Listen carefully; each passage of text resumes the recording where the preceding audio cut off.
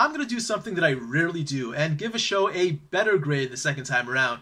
You see, first of all, my tastes are notoriously stable, and I don't change grades much in the first place, but if anything, I am more likely to lower the grades upon rewatch because my standards go up and up over time as I watch more and more anime. And so if I first watched an anime way back in the day and I'm watching it again now, that show is less likely to live up to my new standards, let alone exceed them. So Kill la Kill really is the rare exception here. Gave it a single plus the first time around, and now I'm giving it a double plus.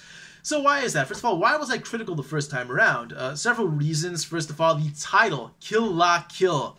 That was disappointing because, as a general principle, I want more kills in the show itself than in its title, and Kill la Kill doesn't really deliver that. I don't want to get into spoilers here, but Kill la Kill has a lot of fights. However, they mostly end in draws, they end in defeats, but no one's really put out of business for good. Other things I didn't like, a lot of really bad jokes, or so I thought. I'll get into that in a second. Lots of bad fan service, and, you know, I don't go for teenagers or anything, but even then, Junketsu and Senketsu were extremely hideous in my opinion. The second half of the show was kind of a train wreck to me, and it wasn't so bad, I guess, but it was kind of aimless or kind of sloppy, I would say. And other bloggers at the time, and this isn't really the show's fault in and of itself, but other bloggers at the time were really hailing the show as the next Tengen Toppa Gurren Lagann, which is a show that I like just fine, but as with Kill la Kill, I didn't like it as much as everyone else did. But yeah, these guys, they were trying to, you know, pick the show apart for depth and hype up how great and how creative it was, and I wasn't having any of that, so I was just more on the critical side of things, and perhaps being more critical than I would if they hadn't spoke up in the first place. So yeah, overall the show was kind of disappointing, but still I thought it was dumb fun, something that was okay to watch, but I would have no reason to make a video about it several years down the line. But now it's 2020, first watched it 2013 when it was airing week to week.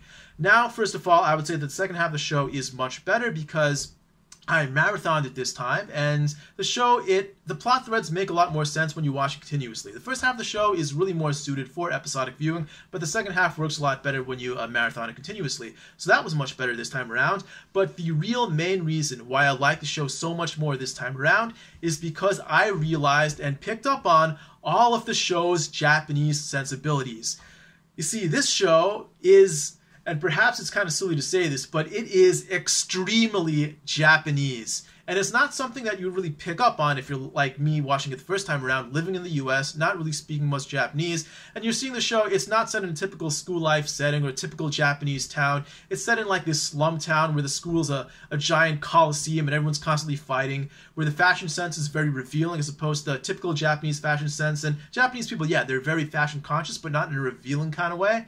So it seems like the kind of show that, yes, it is anime, it is geographically set in Japan, but theoretically it could have happened anywhere. Not much of it at first glance appeared to be uniquely Japanese, but it very much is. First of all, the language. Now that I understand the language a lot better, I picked up on a lot of the wordplay. The title itself, Kill la Kill, the Japanese word kiru means to wear, and so it's kind of a pun. It's not just about killing, but it's about wearing clothing too. So that makes a lot more sense this time around, and the show is full of little examples like that. So much wordplay going on that I appreciate a lot more, and I appreciate the jokes based off that wordplay a lot more that I thought were just kind of lame jokes the first time around.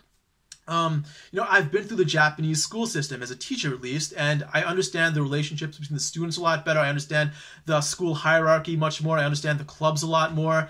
All of those little things that, you know, in and of themselves, not so big, but they really add up over the course of the show, and I appreciate that a lot more.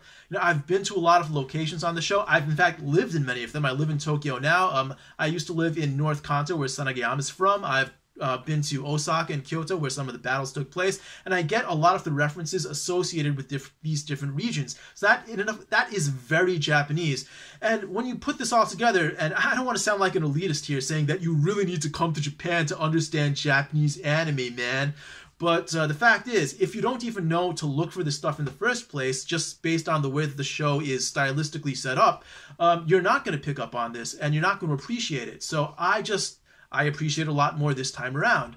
So because of my experiences in Japan, because of my additional knowledge of the Japanese language, I just appreciate all the little things that I couldn't pick up on the first time around, and because of that, I have to give this show a much better grade. I'm not going to strongly recommend it. I think, in the first place, if you've wanted to watch the show, you probably already have. It's widely available in the West, certainly available in Japan. But just as a critical matter and as a critic with integrity, if I see a show and it's better the second time around, if the things that I didn't realize when I first criticized the show, I have to give credit where credit is due. And so, Kill La Kill, very good show, double plus.